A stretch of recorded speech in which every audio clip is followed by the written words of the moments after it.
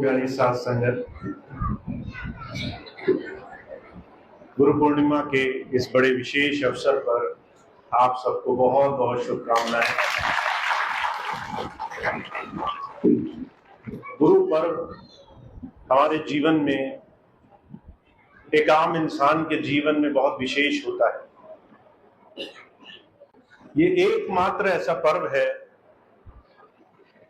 जो हर एक इंसान ने अपने जीवन में गुरु धारण करने के बाद गुरु की दया मेहर के, उसके हमारे जीवन में आए उपकार के बदले कृतज्ञ होने के भाव में रखा है।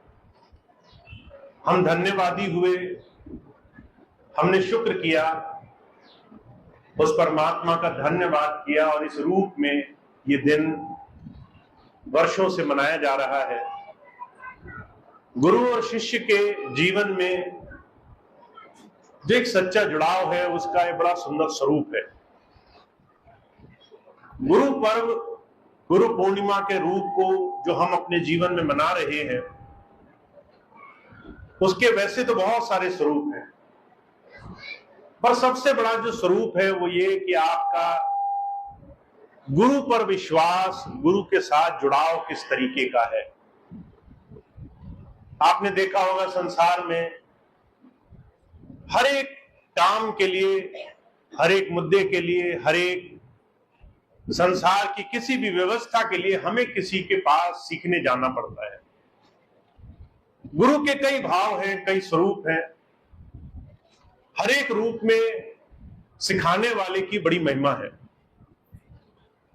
और इस सब में वो भाग्यशाली होते हैं जिसे जीवन का पाठ, इस जीवन की सच्चाई सिखाने वाला कोई गुरु मिल जाए।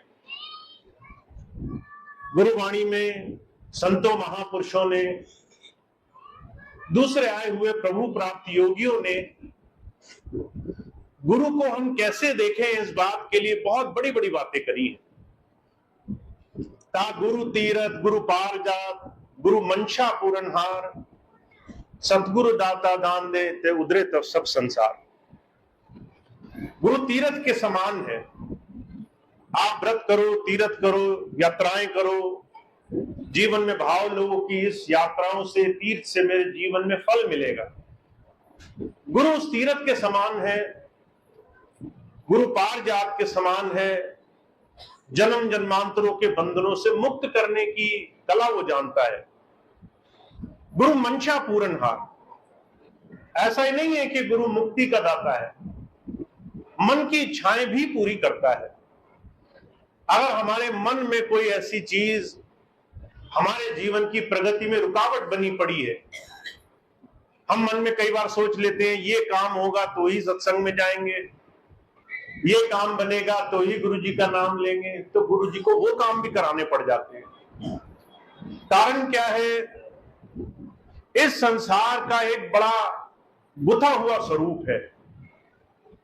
हम जिस संसार को अपना मानते हैं, जिस संसार में हम 24 घंटे दौड़ लगाते हैं, जिस संसार में सुखों के पीछे हम तरह तरह के काम करते हैं, उसके पीछे सच्चाई क्या है, ये गुरु हमें समझाना चाहता है। वो हमें बताना चाहता है संसार की भौतिक वस्तुएं संसार में कभी किसी को सुखी नहीं कर पाई। कबीर साहब ने कहा, कोई तन दुखी, कोई मन दुखी, कोई चित्त उदास, एक एक दुख सबन को सुखी संत का दास। दुनिया में जिसे तुम सुख कह रहे हो वो हर एक इंसान दुखी है। कोई ना कोई दुख सबको सता रहा है। किसी को शरीर का दुख है, किसी के मन में बड़ी इच्छाएं लगी हुई हैं तो बहुत है, तो भी उसको बहुत दुख सता रहा है। किसी को तरह तरह की चीजें मिल गई फिर भी उसका चित्त शांत नहीं हो रहा, मन ठहराव में नहीं लग रहा। जिसको हम संसार में सुख समझ रहे हैं, उस जीवन में हमें अपने सही स्वरूप की समझ कैसे आएगी, ये भी गुरु ही हमें बताने के लिए आता है। इसलिए गुरु अर्जुन देव जी महाराज ने गुरु की थोड़ी और व्याख्या करी है। कहते गुरु सिर्फ आध्यात्म का देने वाला नहीं है, सिर्फ परमात्मा को देने वाला नहीं है, गुरु सब कुछ है। कहा तू मेरा पिता, तू है मेरा माता, तू मेरा बंधक, तू मेरा भ्राता। गुरु कौन है? तो वो माता भी है, पिता भी है, भाई भी है, वो मेरा सखा भी है। का तू मेरा राखा सबने थाई, ता भौ केड़ा काढ़ा जियो। तू मेरा रक्षक भी है, जब कोई मेरी रक्षा नहीं करेगा तो तू ही मेरी रक्षा करेगा। भगवान कृष्ण का जिक्र आता है, जब पांडव द्रौपदी को जुए में हार गए और सारे लोग पूरी तरीके से असहाय हो गए कि कैसे हम रक्षा करें। द्रौपदी को गुमान था कि दुनिया की चीजें जो उसके पास हैं वो बड़ी शक्तिशाली हैं। 5 ऐसे शक्तिशाली दुनिया को जीत लेने वाले राजा वो उसके पति हैं, दुनिया भर की संपत्ति दौलत। पर जब वही पति हार गए तो उसने सबसे पुकार करके देखा। दुशासन जब उसे अपमानित करने के लिए आगे बढ़ा तो उसने भगवान कृष्ण से ही पुकार करी। तो जो कहते हैं वो रक्षा भी करता है, वो क्षण वो रक्षा भी करता है जब हम सबसे हट करके उसकी तरफ पूरे सहारे की उम्मीद करते हैं। फिर कहते हैं गुरु ऐसा रक्षक हो, उसको फिर भय, संसार की पीड़ाएं, दुनिया के डर भी नहीं सताते। ऐसे तमाम स्वरूप को गुरु से जोड़ा गया है। पर हमारे जीवन में अगर हम पूरी ईमानदारी से इन तमाम गुरु और अपने बीच के संबंध को स्थापित नहीं कर पाते तो हमारे जीवन में हम गुरु से कुछ पाने के लिए बड़ा लंबा इंतजार करना पड़ जाता है हमें। अगर हमें संतों महापुरुषों की दया मेहर का पूरा लाभ उठाना है तो हजूर कृपाल सिंह जी महाराज कहा करते थे, अपने और अपने गुरु के बीच के संबंध की तुम निर्भीकता देखो। तुम्हारे और उसके बीच में संशय तो नहीं है, अभी भी ऐसा तो नहीं कि तुम तरह तरह से संसार में भ्रमित होकर के बार बार 10 जगह चक्कर मारते हो, पर अपने गुरु से पूरी तरह से जुड़ने का साधन तुम्हारा नहीं बना। तुम्हें अपने गुरु से ऐसे जुड़ना पड़ेगा जैसे दुनिया की किसी भी शक्ति से तुम आज जुड़े हुए हो। हम अपने घर से जुड़े हुए हैं कि घर के लोग हमारी रक्षा करेंगे, धन दौलत जमीन जायदादों से जुड़े हैं कि ये पैसा मुसीबत में हमारा काम आएगा। बड़े बड़े संबंध बना रखे हैं, दुनिया में बड़े बड़े लोगों से जुड़े हुए हैं, मुसीबत आएगी तो इन लोगों से सहारा मिलेगा। हजूर कहा करते थे ये सारे संबंध तुम्हारे उस महापुरुष से होने चाहिए। ऐसी अटूट तुम्हारी प्रीति होनी चाहिए, ऐसी अंदर से लगन होनी चाहिए कि तुम्हें हर एक जगह सबसे पहले उसकी तरफ झुकने का भाव हो, उससे तुम्हारा जुड़ने का प्रेम भाव बना रहे। गुरु अर्जुन देव जी महाराज के जीवन की घटना आती है।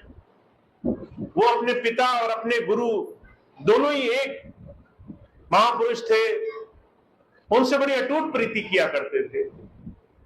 जब उनसे पूछा गया गुरु अर्जुन देव जी महाराज से, तुम्हारा अस्तित्व क्या है, तुम कौन हो, तो उन्होंने अपने अनुभव को अपनी वाणी के आधार पर कुछ ऐसे रखा है। कहते हैं गुरु गुरु गुरु कर मन मोर, गुरु बिना मैं नाही हो। मुझसे अगर पूछो मैं कौन हूं तो मेरा कोई अस्तित्व रह ही नहीं गया। मैं अब जब भी अपने अंदर झांक कर देखता हूं तो जिस भी अस्तित्व का मुझे आज गर्व है, मान है, वो सब गुरु रूप में तब्दील हो चुके हैं। मुझे किसी भी चीज का अहंकार नहीं होता। और ये वो स्वरूप है जिसे गुरु से जुड़ने के बाद पाना बड़ा जरूरी है। तो सीधी जबान में अगर कहा जाए, गुरु और शिष्य का संबंध स्थापित होता है जब हमारे और उसके बीच में हर तरीके के बड़े से बड़े, ऊंचे से ऊंचे ज्ञान ध्यान के पर्दे हम हटाने के लिए जीवन में प्रयास करते हैं। हम हर एक तरीके से उसके चरणों में शरणागत होने की तरफ जुड़ते हैं। चाहे कोई भी चीज हो, हमें उसकी शरण में आने का भाव जीवन में प्राप्त हो जाए। अगर दूसरे जबान में कहा जाए, महापुरुषों ने गुरु और अपने बीच में जुड़ने के बीच में जो भी बाधक है, जो भी चीजें हमारे बीच में रुकावट आती है, उसको शरणागत करने के लिए जीवन में प्रयास करने को कहा है। अब आप सोचेंगे हमें गुरुजी मिल गए, हम शिष्य बन गए, पर हम ऐसी स्थिति कैसे पाए? तो उसका एक बड़ा सीधा आसान सा तरीका है। आप अपने जीवन में थोड़ा सा एकांतवास किया करो, थोड़ा सा अपने जीवन में अकेले में बैठा करो, थोड़ा सा अपने जीवन में समय निकाल करके अपने मन में झांक कर देखा करो।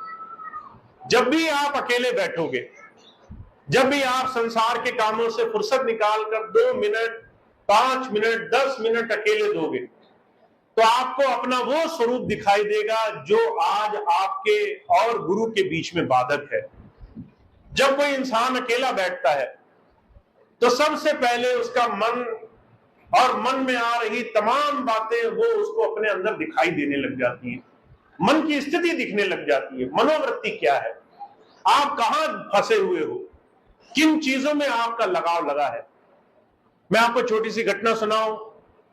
अभी कुछ दिन पहले एक बूढ़ी माता मेरे पास आई, अपने जवान बच्चों को लेकर के। उनकी शादी हो गई, उनके भी बच्चे बड़े हो गए, 80 वर्ष की उम्र रही होगी।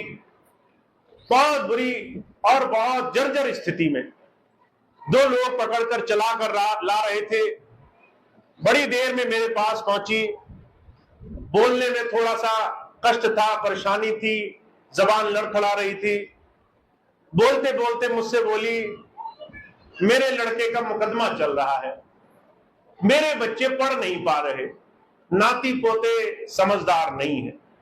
अब ये बोलने में उसे बहुत देर लगी। मैंने उसको देखा, मैंने कहा, माता तेरे बच्चे पढ़े नहीं पढ़े अब तेरी जिम्मेदारी नहीं रही, तेरे नाती पोते पास हो फेल हो तेरी जिम्मेदारी नहीं रही। तू अपने जीवन में ये जो भी करे वो सारा जिम्मेदारी का काम पूरा कर चुकी है, पर अगर इस उम्र में भी तेरा हर एक जगह जुड़ाव इन बातों से रहा कि संसार की हर एक चीज की जिम्मेदारी का बोझ तेरे ऊपर है, तो तू लाख कोशिश करे तेरी मन की स्थिति बदलने वाली नहीं है। और कबीर साहब कहा करते थे, सृष्टि का एक बड़ा कठोर नियम है, जिसके मन में जो बसा है, जिसके मन में जो घर कर रहा है, उसको उसी के साथ जाना पड़ेगा। अगर आप थोड़ी देर एकांत में बैठे तो आपको ये सारी चीजें दिखाई देंगी। आप एकांत में बैठे तो क्या दिखाई देगा?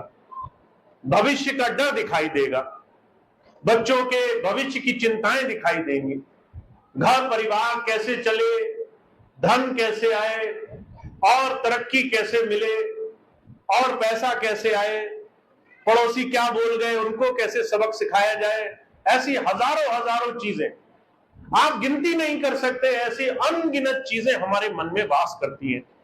ये वो तमाम चीजें हैं जो हमारी मनोवृत्ति बना रही है, जिससे हमारा मन भरा हुआ है, जिससे हमारा मन तरह तरह की चीजों का सिमरन कर रहा है। स्वामी जी के जीवन की घटना सुनाता हूं। स्वामी जी ने जब शुरू में नाम देना शुरू किया, शामली में एक चौधरी साहब आए स्वामी जी के पास। स्वामी जी ने जब उन दिनों नाम देना शुरू किया तो 2-3 चीजें कहा करते थे। पहली चीज ये, नाम कोई शब्द अक्षर नहीं, नाम कमाने की, ध्यान करने की कला का नाम है। नाम लेना तो थोड़ा समय देना, रोज घर जाना, थोड़ा समय देना, गुरु की याद करना। दूसरी बात स्वामी जी ने कही, पहले जो भी बुरे काम किए तो किए, अब इस क्षण से जब से गुरु धारण कर लिया, जीवन में बदलाव लाना, अच्छे काम करना, बुरे काम मत करना, बुरे कामों में मत उलझना जा करके। तो चौधरी साहब ने सुना, सुनते सुनते मन में भाव आया, कहने लगे, स्वामी जी हम तो कोई गलत काम नहीं करते, हम तो बड़े सभ्यस्त संसार में बड़े माने हुए हैं, लोग हमें जानते हैं, हम तो कोई गलत काम नहीं करते। अब जिस तरह से हम अपने आप को देखते हैं वैसे हम दूसरों को नहीं देखते। दूसरों की जब हम जीवन को देखते हैं तो हमें छोटी छोटी खामियां दिखाई देती हैं। उसने कैसे बोला, कैसे जवाब दिया, कैसे किसी बात पे चिंतन मनन किया, कहां उसने कुछ अच्छा किया, बुरा किया। पर जब हम अपने आप को देखते हैं तो हमें एक भी बुराई नहीं दिखाई देती, हमें कोई गलत चीज नहीं दिखाई देती। चौधरी साहब की बात स्वामी जी समझ गए, कहने लगे, चौधरी साहब अभी मैं जाता हूं, 1 महीने बाद दोबारा सत्संग होगा, तब तुम वापस आना, तब तक 1 महीना रहेगा, 1 महीने में खूब मेरी बात पर जीवन चलाने की कोशिश करना। रोज थोड़ा भजन करना, और जब यहां से जाओ और जब अगले महीने आओ, उस पीछे 1 महीने के दौरान अगर कोई भी गलत बात मुंह से बोलो, कोई गलत भाव मन में आए, कोई गलत काम करो, तो ये कंकड़ उठा करके अपने पास जमा कर लेना। अगले महीने वापस आना और सारे कंकड़ लेके आना। देखे तुमने कितने गलत काम किए। चौधरी साहब बड़े गर्म में थे, कहने लगे मेरे अंदर तो एक भी बुराई नहीं, एक भी गलत चीज नहीं। स्वामी जी ने बेकार बात बताई, मैं तो खाली हाथ लौटूंगा। अब जैसे ही सत्संग से बाहर निकले, पहला ही कदम रखा था, कोई बड़ी तेजी से उनके सामने से निकल गया। चौधरी साहब को गुस्सा आया, अरे मुझे नहीं पहचाना, मैं इतना सम्मानित, इतना बड़ा आदमी, कोई मेरे सामने से ऐसे निकल गया अपमान करके। चौधरी साहब के गुस्से का ठिकाना नहीं, मन ही मन हजारों गालियां, हजारों बुरी बातें, बोल नहीं पाए तो सोचते सोचते दिन गुजर गया।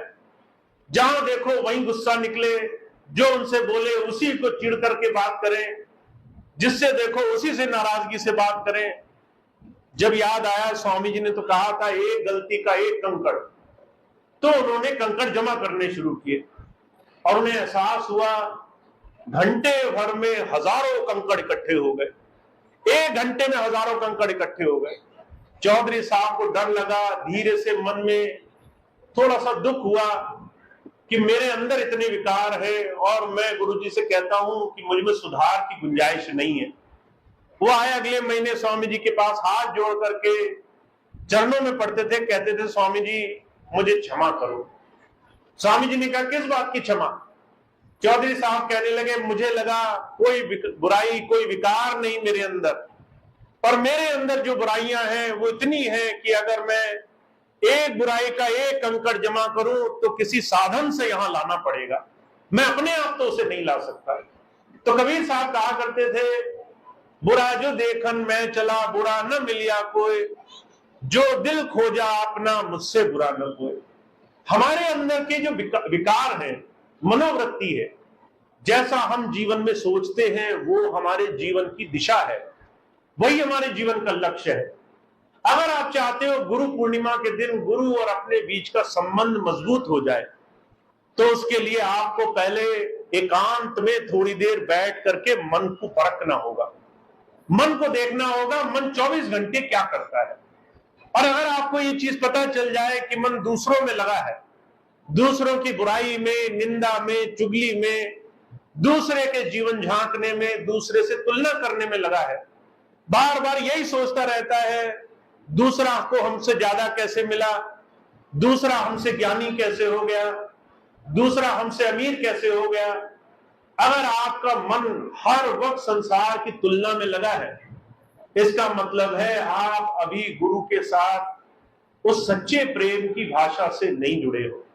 तो कबीर साहब कहते हैं इसका एक बड़ा आसान सा तरीका है, आपको एक बात मन में बिठानी पड़ेगी, गुरु और हमारे बीच में कोई तीसरा नहीं हो सकता है। अगर कोई तीसरा है तो गुरु और हमारे बीच में गुरु ज्ञान की शुरुआत नहीं होगी। कबीर साहब कहते हैं जब मैं था तब हरि नहीं, अब हरि है मैं नाही, प्रेम गली अति सांकरी यामे दो न समाए। गुरु और हमारे बीच में ये जो अहमता की भावना है, हम उसकी बात को मानने से पहले अपने आप में संसार में इतना मगन है कि दुनिया की चीजों में उलझे हुए हैं। ये जो मैं है, अस्तित्व हमारा, ये मैं गुरु और हमारे बीच में बहुत बड़ा बाधक है। इस मैं से छुटकारा बड़ा जरूरी है। स्वामी रामकृष्ण परमहंस थे, उनके जीवन की घटना, एक बार एक शराबी आया उनके पास। शराबी आकर कहने लगा कि स्वामी जी मुझे लोगों ने आपके पास भेजा कि आप शराब छुड़ा देते हैं। स्वामी जी कहने लगे तुम्हें शराब ने पकड़ा हुआ है क्या?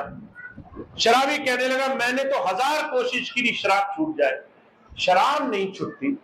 शराब नहीं मुझे पकड़ा है, मैंने शराब को नहीं पकड़ा। मैंने अगर शराब को पकड़ा होता तो कितनी बार छोड़ने की कोशिश करी। स्वामी रामकृष्ण परमहंस समझ गए आदतों का गुलाम है ये, अपनी अपनी आदतों में फंसा हुआ है। उन्होंने कहा कल सुबह आना, जल्दी आओगे तो तुम्हारा भला होगा। शराबी के मन में संकल्प लगा था, सुबह जल्दी उठा, उस रात शराब भी नहीं पी, अगले दिन शराब छोड़ने के भाव से सुबह सुबह जल्दी आया। जब आया तो देखा स्वामी रामकृष्ण परमहंस ने कुटिया के अंदर दरवाजा बंद करके अंदर बैठे हुए थे। अंदर से आवाजें आ रही थी जैसे दो लोग आपस में उलझ रहे हो, बड़ी हत्था गुत्थी, बड़ी जोर जोर से आवाजें आया करे।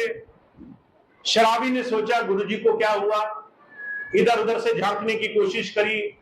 एक खिड़की खुली थी, उसने देखा गुरुजी एक खंबे को पकड़े, बड़े हाथों से, दोनों हाथों से खंबे को जकड़ करके जोर जोर से चिल्ला रहे थे। कह रहे थे, खंबे तो जो है मुझे छोड़ दे, मुझे तेरे से छूटने की इच्छा है।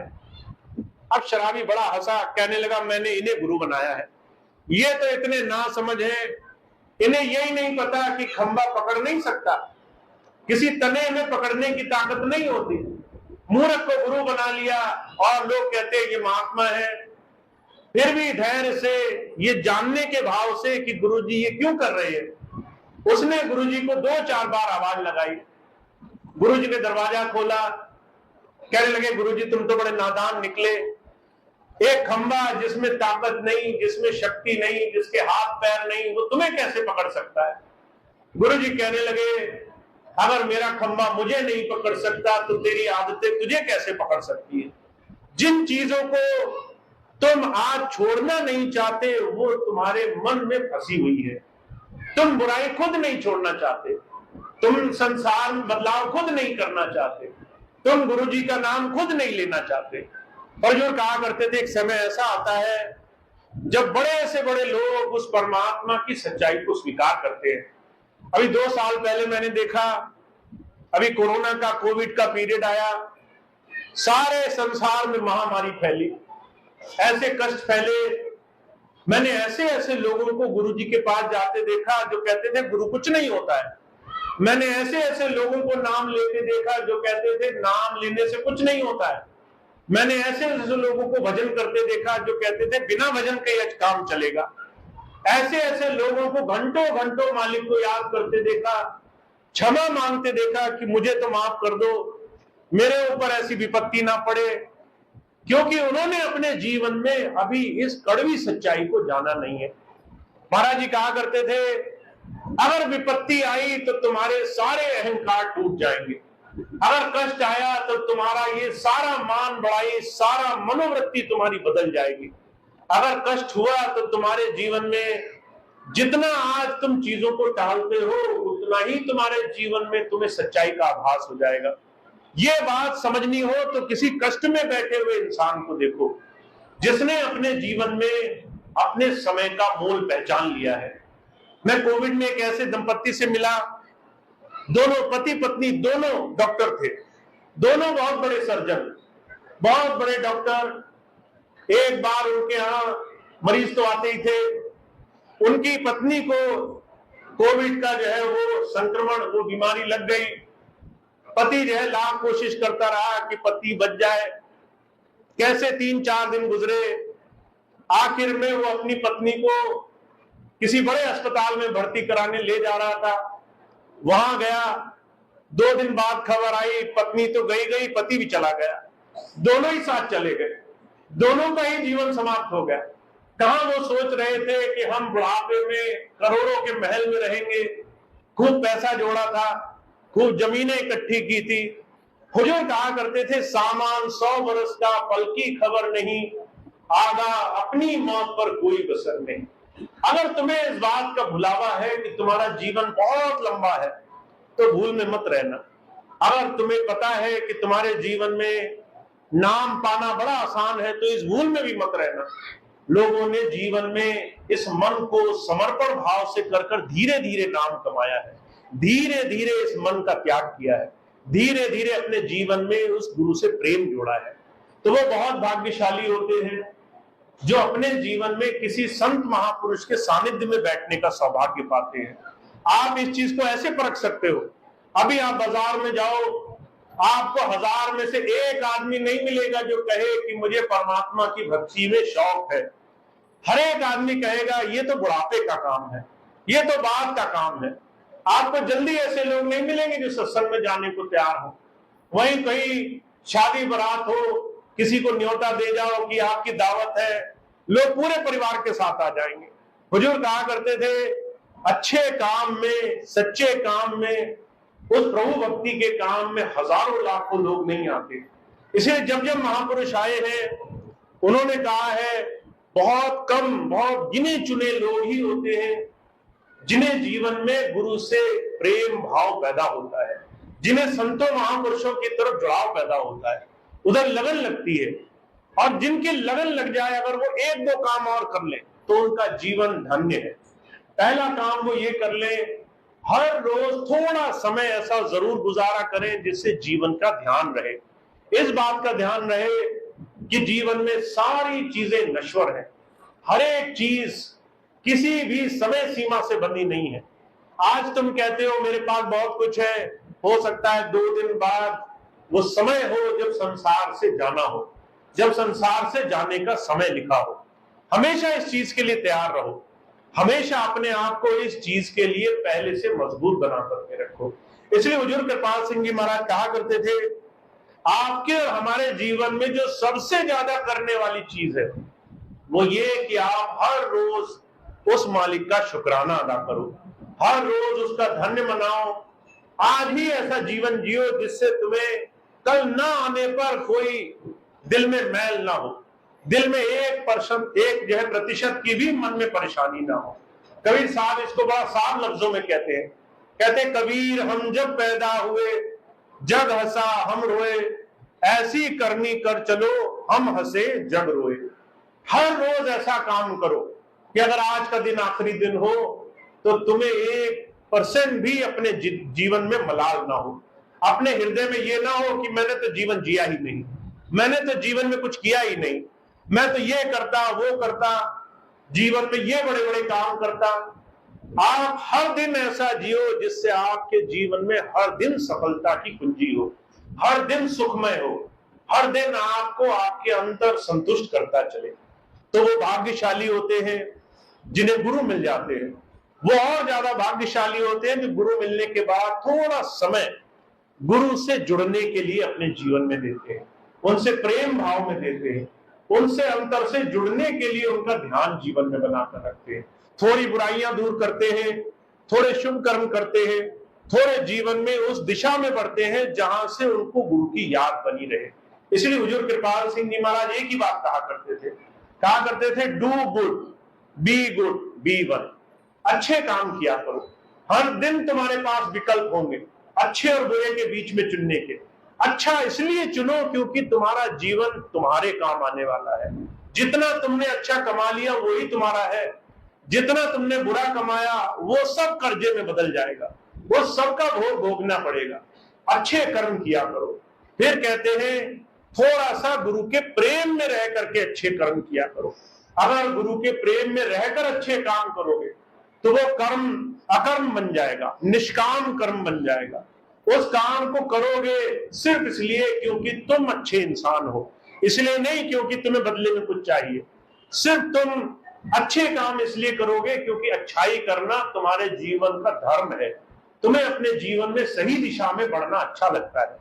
और तीसरी चीज जो कहते हैं अगर एक काम और कर लिया बी वन, अंदर जुड़ने लग गए, थोड़ी थोड़ी देर उस मालिक का धन्यवाद करने लग गए, कृतज्ञ होने लग गए, वो जो दे रहा है उस प्रभु की देन का शुक्राना करने लग गए। तो जो कहा करते थे तुम्हारा हर एक कर्म वो तुम्हें उस प्रभु के साथ जोड़ने वाला होगा। चाहे तुम किसी भी तरह से उसकी याद करो, वो याद तुम्हें उसके साथ जोड़ने वाली होगी। इसलिए जब जब महापुरुष आए हैं वो कहते हैं आप और हम बार बार गुरु को याद करते हैं, गुरु पूर्णिमा के दिन गुरु का शुक्र मनाते हैं, उनका धन्यवाद देते हैं। पर हमारे जीवन में गुरु और हमारे बीच का जो संबंध है वो हर तरीके से अटूट होना चाहिए। वो हमारा पिता भी हो, हमारा माता भी हो, भाई भी हो, सखा भी हो, उसमें हमारे ऐसी आस्था, ऐसा विश्वास हो कि हमारे जीवन में कोई भी संकट आए तो हमें भरोसा बना रहे कि हम अकेले नहीं हैं, हमारे अंग संग वो गुरु सत्ता है, वो परमात्मा की शक्ति, वो गुरु की शक्ति हमारे साथ है।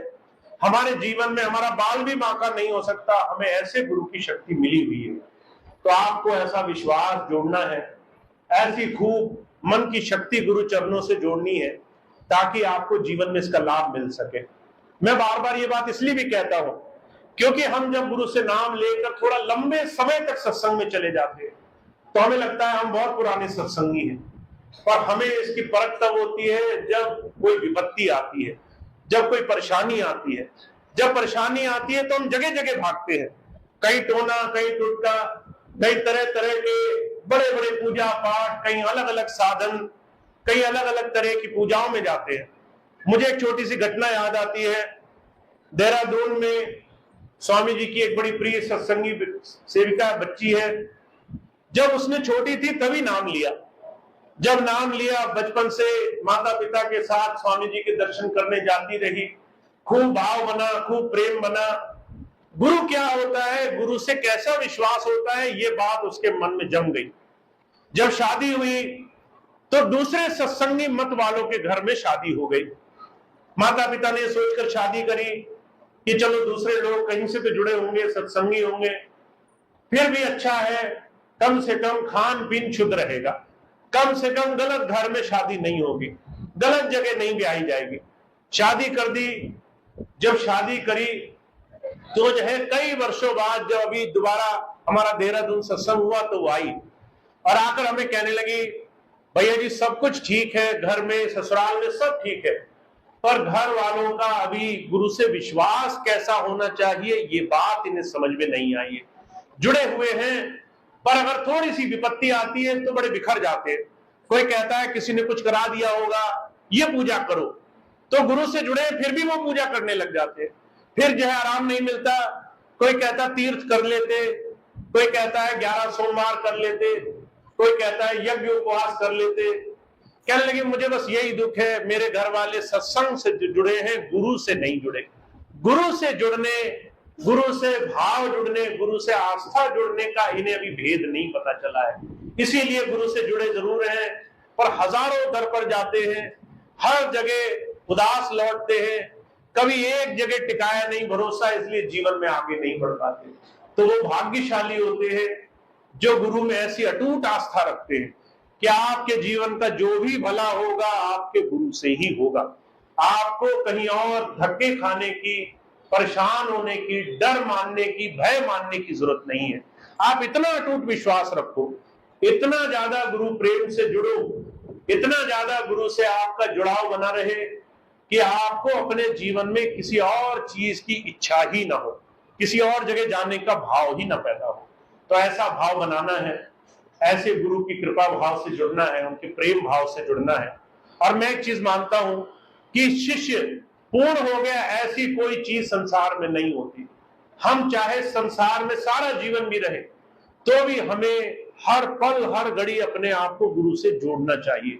हर पल हर घड़ी उनके चरणों में हमारा भाव बना रहे, ऐसी विनम्र प्रार्थना हमारी बनी रहनी चाहिए। तो हम हमेशा उनके चरणों में जुड़ने का भाव रखें, ज्यादा से ज्यादा उनसे प्रेम बना रहे, इसके लिए हम अपने जीवन में ज्यादा से ज्यादा प्रयास करते रहे। तो इतनी बात कह के मैं अपनी बात समाप्त करूंगा। गुरु पूर्णिमा के इस बड़े सुंदर अवसर पर आप सबका गुरु से जुड़ाव हो। अभी हमारे सामने इतनी व्यवस्था नहीं है। अभी यहाँ पर मैं लगभग 3 महीने 6 महीने में आता हूँ। 6 महीने तो ऐसा समय गुजरता होगा जो आपका शरीर रूप में गुरु को नहीं देख करके गुजरता होगा। ऐसे समय में आप समझ सकते हैं कितना मुश्किल है कि आप 6 महीने में एक बार मिले और बाकी 5 महीने 29 दिन आप मन से लड़ाई लड़े और उसमें आप जीत पाए कि आपका विश्वास, आपका प्रेम भाव अटूट गुरु चरणों में जुड़ा रहे। तो ये आसानी से नहीं होगा। आपको लगता होगा आसानी से होगा। अभी आप आश्रम के गेट से बाहर निकलेंगे और दुनियादार लोग एक क्षण में आपका विश्वास परख लेंगे, एक क्षण में आपके विश्वास को वो देख लेंगे कितना पक्का विश्वास है। तो इतना ये जो है बड़ा संजीदा, बड़ा संवेदनशील हमारे जीवन में ये मुद्दा है कि हमें जहां कम समय मिल रहा है वहां हम ज्यादा गुरु से कैसे जुड़े। तो इसके लिए आपको थोड़े से प्रयास करने होंगे, ज्यादा से ज्यादा गुरु प्रेम, गुरु की याद, गुरु के ध्यान में जुड़े, जिससे आपको ज्यादा से ज्यादा उधर जुड़ने का मौका मिले। मैं एक दो बातें आपसे और कहूंगा ताकि आप इस चीज को थोड़ा और पक्के तौर से समझ सकें। अभी कुछ दिन पहले की बात है, हमारे इधर उत्तर प्रदेश में बरेली में कुछ सत्संग लगे। जब सत्संग लगे तो कुछ भाई आए मेरे पास, आकर कहने लगे, भैया जी एक भाई है सत्संगी जो बरेली से और शाहजहांपुर के बीच में वो जो क्षेत्र पड़ता है, वो हमेशा वहां हर महीने आपका सत्संग ले लेते हैं। हमें तो 6-6 महीने में सत्संग मिलते हैं। हमें जो है उस आदमी से बड़ी शिकायत है, हम उस आदमी से बड़ा जलते हैं, उसको आपने इतने सत्संग क्यों दिए, उसमें ऐसा क्या खास है। मैंने उनसे एक बात कही, वही बात मैं आपको बताना चाहता हूं। मैंने कहा वो भाई ऐसा है जो तरह तरह तरीके ढूंढता है कि कैसे वो हमारे या अपने प्रेमी भाई बहनों को हमारे दर्शन करा दे। अगर हम बरेली से सत्संग समाप्त करके लखनऊ जा रहे होते हैं तो वो तरीके ढूंढ लेता है कि कैसे 5 मिनट 10 मिनट 10 20 50 सत्संगी भाई बहनों को दर्शन करा दे। कैसे तरीके ढूंढता है कि इधर उधर दाएं बाएं किसी तरीके से भी 10 20 50 लोगों को ज्यादा से ज्यादा गुरुजी से जुड़ने का मौका मिल जाए। वो कोशिश करता रहता है कि जो है अगर सुबह सत्संग न मिले तो शाम का सत्संग मिल जाए, शाम का सत्संग न मिले तो रात का सत्संग मिल जाए। एक दिन हम उसकी तरफ सत्संग करने गए, हमने कहा हम किसी के घर नहीं जाएंगे, किसी के घर जाने का समय नहीं है। तो वो कहने लगा, भैया जी आप बेशक सुबह 5 बजे घर में चरण डाल देना। मैंने कहा भाई इतनी सुबह लोग सोए रहेंगे? कहने लगा कोई नहीं सोया रहेगा।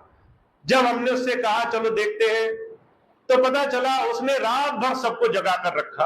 रात भर सारे घर भाई बहनों के यहाँ मंडली चली, भजन बोलते रहे कि अगले दिन गुरुजी के दर्शन होने, तुम्हें सोना जो है ठीक नहीं है। वो रात भर सबको जगाता रहा ताकि अगले दिन 5 बजे से लोगों के घर जाने का कार्यक्रम हो सके। तो मैं सिर्फ ये देखता हूं कि एक तरफ एक भाई ऐसा है जिसके दिल में सिर्फ अपने लिए नहीं, अपने प्रेमी संगत के लिए भी भाव है कि अपने लिए नहीं, अपने किसी अच्छे प्रेमी भाई के लिए तो मैं कुछ अच्छा कर सकूं। मुझे तो दर्शन मिल ही जाएंगे, पर इस बूढ़ी माता को कैसे मिलेंगे, इस बूढ़े भाई को कैसे मिलेंगे, इस बच्चे को कैसे दर्शन होंगे। और इस भाव से जब कोई निरंतर प्रयास करता है कैसे हम ज्यादा से ज्यादा अपने गुरु से जुड़े, तो महाराज जी कहा करते थे ऐसे प्रेमी के लिए तो गुरु जी को भी सब कुछ छोड़ना पड़ता है, ऐसे प्रेमी के लिए तो गुरु जी को भी अपना आराम छोड़ना पड़ता है, उनके लिए तो उन्हें भी अपना सारा सुख दुख, अपने कार्यक्रम बदलने पड़ जाते हैं, उनको अपना सारा जो है प्रोग्राम बदलकर उसके लिए बनाना पड़ जाता है। तो हुजूर कहा करते थे प्रेम की भक्ति है, प्रेम में अगर ऐसा अटूट विश्वास होगा तो गुरु जी के प्रोग्राम धरे रह जाएंगे। तुम कहोगे कि मुझे आज दर्शन चाहिए, तो कैसे भी हो वो उसी दिन तुम्हारे दर्शन तुम्हें होंगे अगर तुमने ऐसे गुरु से अटूट प्रीति करी है। तो मैं एक चीज जानता हूं, अगर आप चाहते हैं कि आपके घर, आपके चारों तरफ ऐसी संगत का प्रेम प्यार बना रहे, ऐसे ही सत्संग हो, ऐसे ही गुरु जी के ज्यादा से ज्यादा दर्शन हो, तो आपको दूसरे का इंतजार नहीं करना है। आपको ये नहीं सोचना है कि फलाने भाई साहब सत्संग लगवाएंगे तभी हमारे घर में सत्संग लगेगा। कुछ नहीं हो तो खुद ही सत्संग करो, 2 लोग 4 लोग बैठकर खुद ही गुरु जी का नाम लो। कुछ नहीं हो तो 2-4 लोगों को इकट्ठा करके खुद ही गुरु जी की याद कमाओ। कुछ नहीं हो तो जो है किसी को जबरदस्ती बुलाओ कि भाई हमारे घर हफ्ते में एक बार तो जरूर आया करो। हमारे पास खिलाने को नहीं है, पर हमारे पास गुरु जी की याद करने के लिए 2 मिनट का समय जरूर है। तो जब आप ऐसे प्रेम प्यार से लगेंगे तो आपके लिए कोई भी पाबंदी नहीं रह जाएगी, आपके लिए कोई नियम नहीं रह जाएगा। आप कहेंगे मुझे हर महीने सत्संग चाहिए, तो हर महीने भी सत्संग लगेगा, चाहे सारी दुनिया का इधर से उधर होना हो, पर होगा तभी जब आप आगे बढ़ करके प्रेम भाव से लगेंगे। जब आप कहेंगे कोई मुखिया नहीं बनता तो मैं ही मुखिया हूं, मैं ही जो है सबके लिए प्रेम भाव से सत्संग को जोड़ूंगा। तो अगर आप चाहते हैं कि आपके घर में, कस्बे में, गांव में, शहर में, आपके क्षेत्र में खूब सत्संग हो, ज्यादा से ज्यादा बात बने, तो आपको आगे बढ़ना होगा। जितना आगे बढ़ोगे उतना ज्यादा आपका काम बनेगा। अब मैं एक छोटी सी चीज और बताता हूं। अभी पिछले 2-3 बार से अजमेर की संगत ऐसी है जो थोड़ा पीछे जा रही थी। कारण क्या है, हम सब इस इंतजार में थे कि कोई दूसरा सत्संग कराएगा तो हम चलेंगे, कोई दूसरा हमें बुलाएगा तो हम जाएंगे, कोई दूसरा हमारे लिए साधन जुटाएगा तो हम जाएंगे। तो हम मेहमान बनकर जाते हैं। हम कहते हैं कि भाई हम तो अतिथि हैं, हमें खिलाओ भी पिलाओ भी, हमारे चरण भी पखारो। तो ऐसे सत्संग नहीं होता। सत्संग करने के लिए आराम त्यागना पड़ता है। आपको जब आगे बढ़ चढ़ के सत्संग में लगोगे, जब आगे बढ़ चढ़ के गुरु प्रेम में लगोगे, तो आपके घर में ही भंडारा हुआ करेंगे। और इस बात का मैं स्वामी जी के जीवन से जीवंत उदाहरण बताता हूँ। स्वामी जी ने जब सत्संग शुरू किया तो महाराज जी ने उन्हें कहा कि काका तुझे जो है मेरा काम भी करना है, नाम भी देना है। तो स्वामी जी ने अपनी पत्नी से कहा कि महाराज जी ऐसे कहते हैं।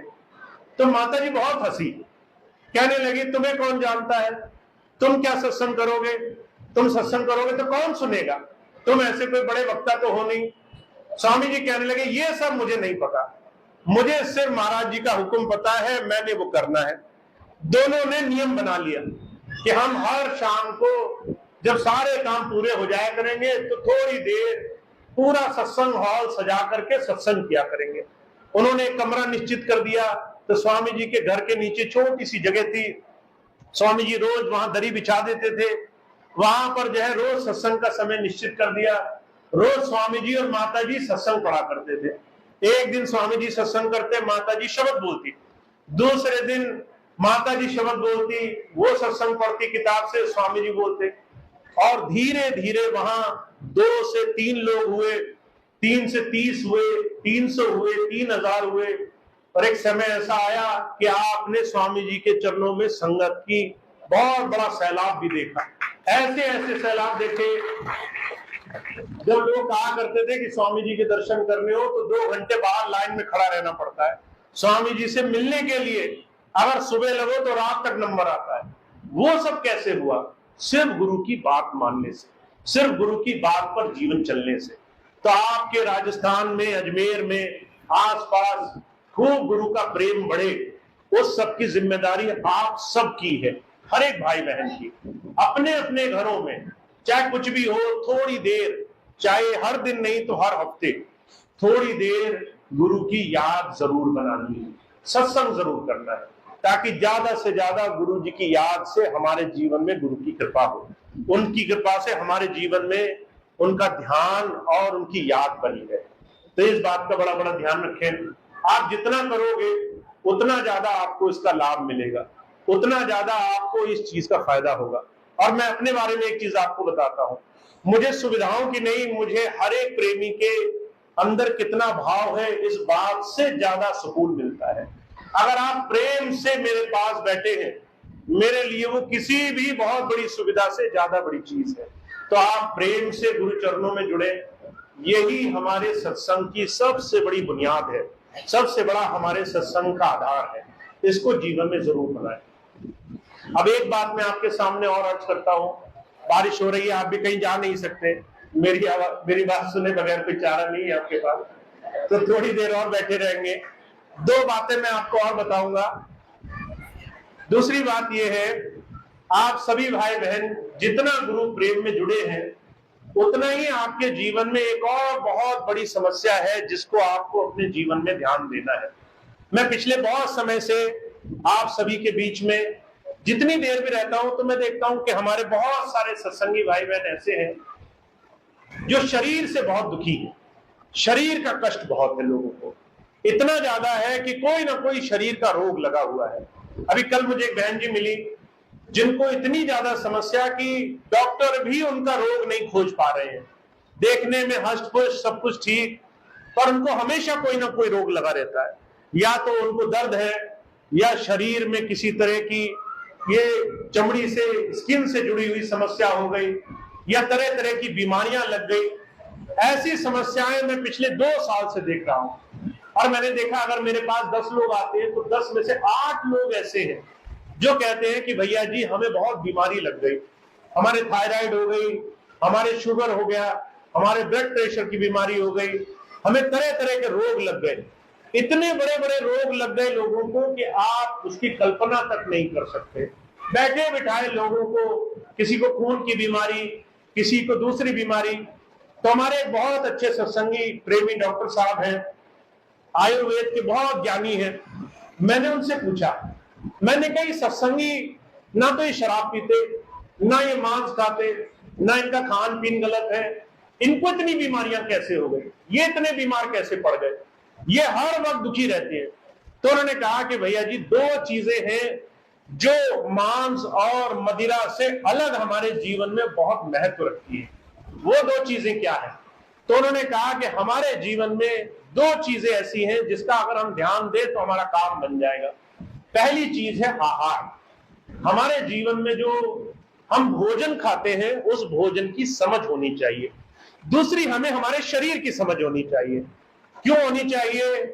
क्योंकि हुजूर कहा करते थे, ये जो शरीर है ये आपका परमात्मा से जोड़ने का पहला साधन है। अगर आपका शरीर ठीक नहीं रहेगा तो क्या आप भजन पे बैठ पाओगे? अगर आपके दर्द करेंगे पैर, अगर आपका शरीर कष्ट करेगा तो कितनी देर भजन पे बैठ पाओगे? अगर आप शरीर से स्वस्थ नहीं हो तो भजन पे बैठना असंभव है। तो ये बात आपको समझनी है कि आपका शरीर और आहार, ये दो चीजें आपके लिए बहुत बड़ी जिम्मेदारी का एक बहुत जरूरी अंग है। अब आहार के बारे में हम क्या समझ सकते हैं? मैंने डॉक्टर साहब से पूछा, आहार के बारे में क्या समझना है? तो उन्होंने कहा, जो हम भोजन खाते हैं वो भोजन हमारे शरीर में शक्ति भी बनाता है और रोग भी बनाता है। और इसके लिए आयुर्वेद की एक बड़ी अच्छी कहावत है, मैं आपको कहता हूं, एक बार खाए तो योगी, दो बार खाए तो रोगी, तीन बार खाए तो रोगी। एक बार खाए तो वो अपने जीवन में योग की तरफ जाएगा, दूसरी बार खाएगा तो भोग की तरफ जाएगा, और तीन बार खाएगा तो रोग की तरफ जाएगा। तो अगर आपके जीवन में आप लोगों को थोड़ा सा अपने आहार को समझना है, अगर आप अपने रोज के आहार को देखें तो हमारे घर में, हमारे परिवार में लोग आजकल आहार का संतुलन नहीं रखते। आपने देखा होगा, जहां एक बार दो बार खाने का हमारा आयुर्वेद हमें रास्ता बताता है, हम लोग 5-5, 6-6 बार खाते हैं। अगर आप हिसाब लगाओ, आपने सुबह खाया, सुबह के बाद आपको थोड़ी सी भूख लग गई, आप कहने लगे चाय बना लाओ, चाय के साथ कुछ खाने के लिए ले आओ, फिर जो है दोपहर का खाना खाया, फिर भूख लग गई, फिर इधर उधर ढूंढने लगे खाना, फिर शाम 4 बजे फिर कुछ चाय पीने चले गए, फिर रात को फिर खाने चले गए। हमारा पूरा जीवन खाने के इर्द गिर्द घूम रहा है। अगर हमें खाना ना मिले तो हम बड़ा बेचैन हो जाते हैं। हम सोचते हैं कि भोजन नहीं मिलेगा तो हमारे जीवन के सुख ही समाप्त हो जाएंगे। और असली बात यह है, ये भोजन आपको रोग भी देता है। अगर आप जरूरत से ज्यादा खाएंगे तो आपका शरीर इसको रोग बनाने लगेगा। आयुर्वेद क्या कहता है? अगर आपका भोजन पचेगा नहीं तो वो भोजन सड़ने लगेगा, और जो भोजन सड़ने लगेगा वो कैंसर जैसी बीमारियां पैदा करेगा, और जहां जहां आपके सड़न पैदा हो गई वहां वहां का कैंसर हो जाएगा।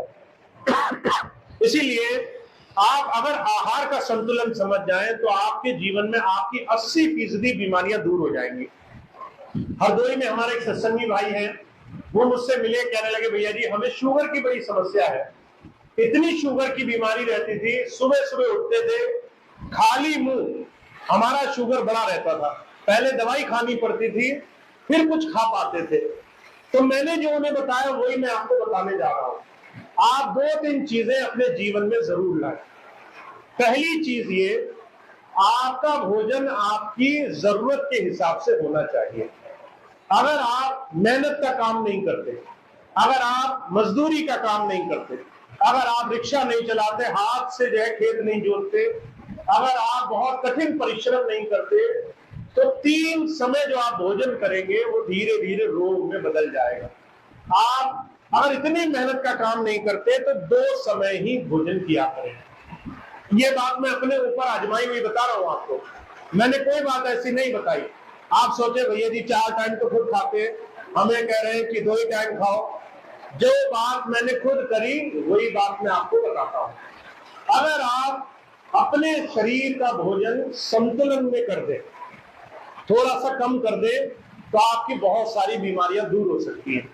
महाराज जी इसे दूसरी तरीके से कहा करते थे, हुजूर कृपाल सिंह जी महाराज, कहते थे अपने खाने की थाली सजाओ, और जब थाली सजाओ तो पूरा खाने से नहीं भरा होना चाहिए, उसका आधा हिस्सा वो खाली होना चाहिए। तो जब आधी थाली भोजन करना है, अब ऐसे ना करना आधी थाली ऊपर तक ऐसे चढ़ा लो और कहो कि ये तो आधी थाली रही। कोशिश करना आपको जरूरत से कम आहार लेना है। अगर आप 2 रोटी खाते हो तो थोड़ा कम खाओ। अगर आप दिन में 3 बार खाते हो तो 2 बार भोजन करने का नियम बनाओ। और जितने भी लोग शरीर के रोगों से परेशान है, ज्यादातर लोग ठीक हो जाएंगे। दूसरी चीज जो इससे जुड़ी हुई है, कई बार भोजन से जो आपका संबंध है वो भोग का होता है। आप कहीं मेहमान नवाजी में गए, किसी ने जिद करी, आपने खा लिया, घर में ज्यादा बन गया, फेंका जाएगा, क्या करे, खराब हो जाएगा, तो वो खा लिया। आपने देखा कोई दूसरा नहीं खा रहा है, वो कह रहा है कि पिताजी आप खा लो, हम पे खत्म नहीं हो रहा, तो आपने वो भी खा लिया। आपने सोचा कि ज्यादा मीठा भोजन आ गया, ज्यादा अच्छा भोजन आ गया, ज्यादा स्वाद भोजन बन गया, आपने वो भी खा लिया। ये जो भोग का संबंध है, खाना देख के लालच, ये आपको रोगी बना रहा है। तो भोजन का संतुलन आपको मन में बिठाना पड़ेगा। इसके लिए एक आसान सा तरीका आप बनाइए कि आप जरूरत से थोड़ा सा कम खाइए। अगर आप ये न कर सके तो दूसरा आसान तरीका क्या है, आप हफ्ते में 1 दिन या 2 हफ्ते में 1 दिन बिना आहार के वो दिन गुजारिए। उसे कहते हैं उपवास। हमारे आध्यात्म में उपवास का अर्थ है प्रभु के पास बैठना, उस प्रभु के नजदीक बैठना। तो 1 दिन जिस दिन आप आहार नहीं देते हो शरीर को, शरीर के अंदर से आहार नहीं होने की वजह से इसकी जो ओज शक्ति है वो ध्यान में ज्यादा लगती है। तो अगर आप हफ्ते में 1 दिन उपवास करें, तो उपवास करने का एक आसान सा तरीका है, आप 24 घंटे से कम जितना भी, और 24 घंटे तक जितना भी कर सके बिना भोजन दिए 1 दिन में। बहुत से लोग सोचेंगे अगर हम नहीं खाएंगे तो कमजोर हो जाएंगे। मैं पिछले दिनों पंजाब में गया, मैंने कहा आपको उपवास करना है। तो पंजाब में जब पहुंचा तो वहां बहुत सी बहनें थी, कहने लगी अगर नहीं खाएंगे तो कमजोर पड़ जाएंगे। मैंने उनको कहा कि शरीर में परमात्मा ने 30 दिन तक अगर आप भोजन ना करो तो इतना ऊर्जा परमात्मा ने दे रखी है। अगर आपको 30 दिन भोजन ना मिले, अगर आप 30 दिन बिना खाए आपको रहना पड़ जाए तो भी कुछ नहीं होगा, आपको एक लेश मात्र की भी तकलीफ नहीं होगी। तो शरीर में इतनी ऊर्जा परमात्मा ने अभी इस क्षण दे रखी है आपको। अगर आप हफ्ते में 1 दिन सिर्फ जल पर रहो और आहार कम करो तो आपके शरीर में आपके बहुत से रोग ठीक हो सकते हैं। तो पहली चीज कम खाना और उपवास को जीवन में लाना। हफ्ते में 1 दिन, और हफ्ते में नहीं कर सको तो 2 हफ्ते में 1 दिन। दूसरी चीज क्या है, 2-3 चीजें ऐसी हैं जो हमें अपने जीवन में छोड़नी है, उनको बदलना है। 2-3 चीजें अगर आप बदलेंगे तो आपके जीवन में बदलाव आ जाएगा। आपको याद होगा स्वामी जी जब नाम देते थे तो कहते थे शराब नहीं पीना, मांस नहीं खाना। पर 2-3 चीजें अगर आप और बदल लें तो आपके जीवन में चमत्कार हो जाएगा। पहली चीज है सफेद नमक। सफेद नमक जो घर में आता है उसको बदल लीजिए और दूसरा नमक इस्तेमाल कीजिए। सेंधा नमक, काला नमक, कई जगह दूसरे नमक आते हैं। आप कई बार देखते हो जब आप व्रत रखते हैं तो आप सफेद नमक नहीं खाते, आप वहां पर सेंधा नमक खाते हैं, दूसरे नमक खाते हैं, क्योंकि आप उसे पवित्र मानते हैं, उसके अंदर मिलावट नहीं होती। वो चीज आप हर रोज कर सकते हो, नमक को तो हर रोज बदल सकते हो। तो नमक को बदल लीजिए, आपकी बहुत सारी परेशानियां ठीक हो जाएंगी। दूसरी चीज सफेद चीनी। सफेद चीनी को आप बदल करके शहद, गुड़, खांड, कई तरह के दूसरे विकल्प हैं वो इस्तेमाल कर सकते हैं। सफेद चीनी ऐसी है जो बहुत सारी परेशानी पैदा करती है। जितने भी 10 साल से 12 साल के बच्चे हैं उनको जब आप सफेद चीनी की बनी कोई भी चीज देते हो, चाहे वो मिठाई हो, चाहे वो टॉफी हो, चाहे वो कोई भी चीज हो, तो उनके दिमाग का जो विकास होना है वो कम होने लग जाता है, उनका दिमाग कम चलना शुरू हो जाता है। फिर आप बाद में कहते हैं हमारा बच्चा तो समझदार नहीं निकला, माता पिता को गाली देने लगा। तो जो है कोशिश करना अपने घर में चीनी बदल लेना। आखिरी चीज, आपको अपने घरों में आटा बदलना है। अगर आप बारीक आटा खा रहे, पतला पिसा हुआ आटा, गेहूं का आटा या फिर मैदा, उसको आप मोटे आटे में धीरे से बदल लीजिए। ज्वार, बाजरा या दूसरी कोई भी चीज जो बहुत बारीक नहीं है, वो आपके शरीर की बहुत बीमारियां दूर करती है। आपको आश्चर्य होगा, सिर्फ मोटे आटे की रोटी खाने से आप शुगर जैसी बीमारी दूर कर सकते हैं।